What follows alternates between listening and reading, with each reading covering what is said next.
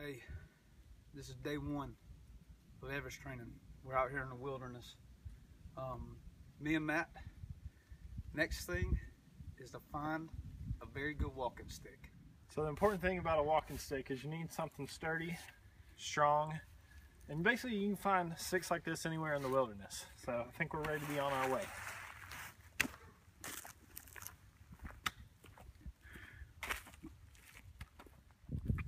All right, 2 minutes in.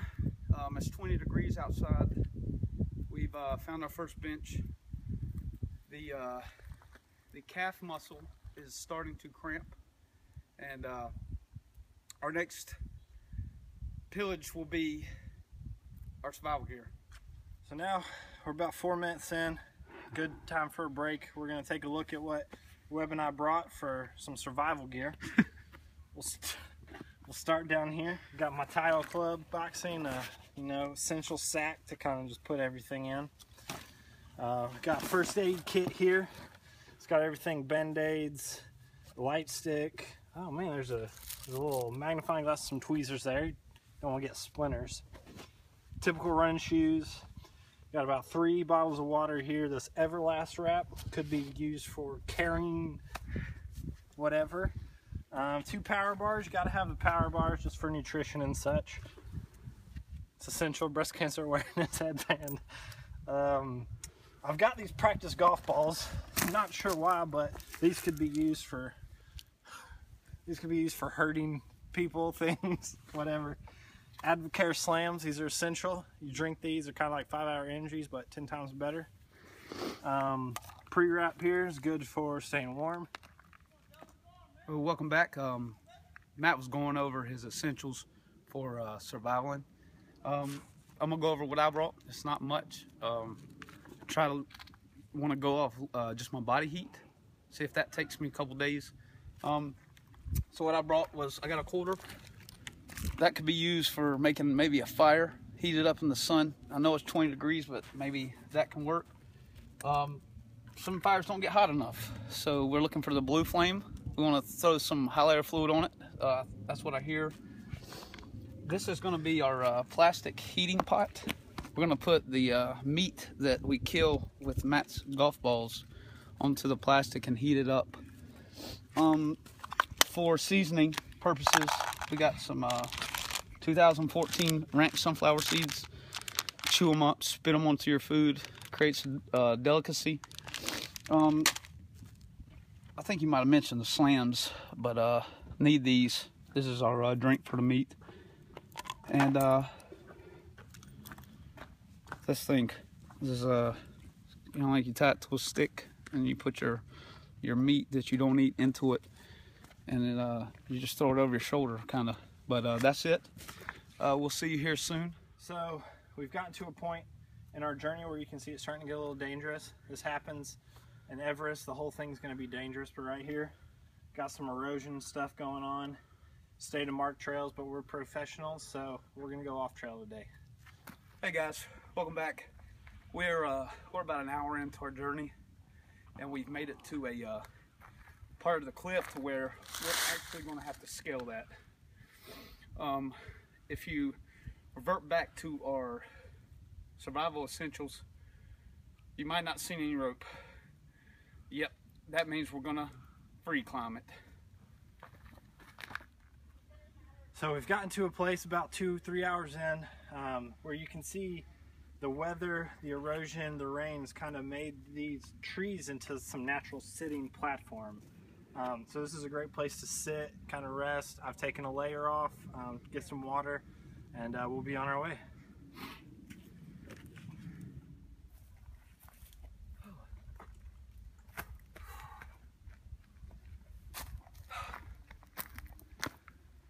Oh man. Friends will tell me about these things.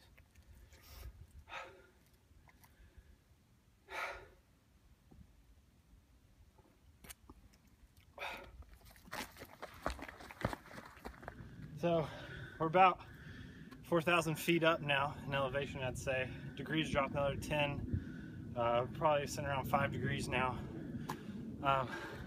Air's getting a little lighter, so taking our time.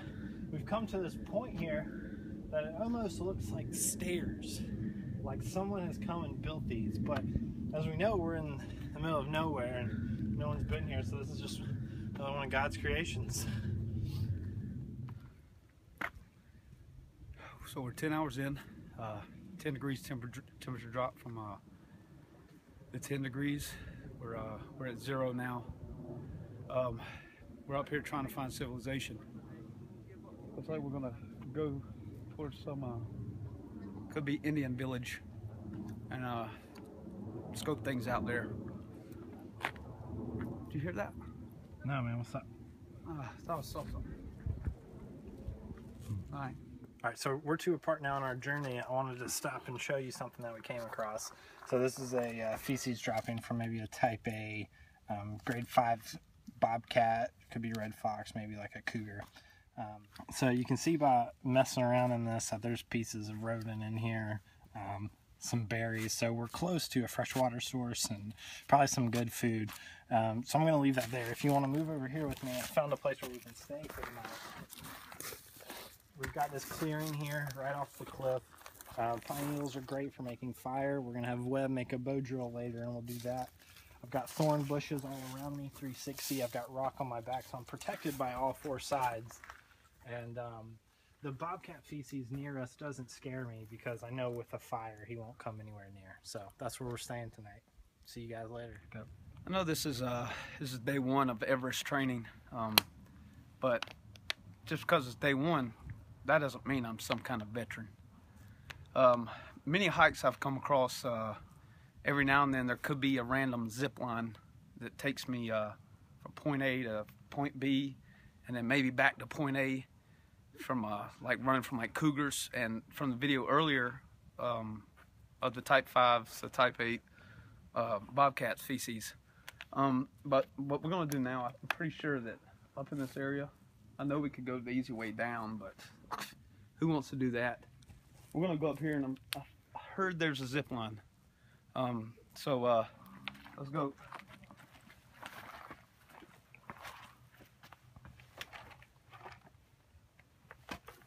So earlier we ran across some grade 5, possible 8, maybe 9 bobcat feces, and I just want to show you that here's some more. So what we're going to do is just make sure that everything, the chemical balance of nature and the animals, and this is it. So I'm gonna try it out.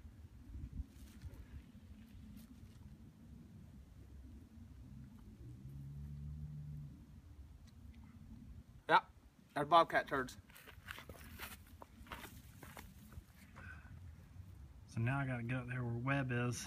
Looks like, hey, you see any fresh water signs up there? Yes. All right, so we gotta go there, down there, from here. Hey, this is the photo. Look. I'm still filming. Just climbing up this mountain here. You gotta be safe when you're climbing. You got you and your best bud, but your best bud may not know CPR, first aid, how to do slings, anything of that nature. So just want to make sure you're watching your footing, make sure everything's steady. So we found the area that bobcat was living in, and somehow there's graffiti like someone's been here before. Well, he's not here right now, so I guess it's the best time to get out. All right, so I want to show you guys what I found real quick. This right here, we call that red vine. It's really good for nutrients. You know, got vitamin B, vitamin A. So what I've done is I've broken off, you know, 2 or 3 for Webb and I to just kind of pack in our pockets and take on our way. Give us a good source of nutrition going forward. On your camping adventure, especially when you're training to do Everest, I think it's very important that you pack some kind of protein. Don't eat the whole thing at one time. This isn't grandma's kitchen, right? You take small bites and you move on. Gotta keep moving on. That's what we do.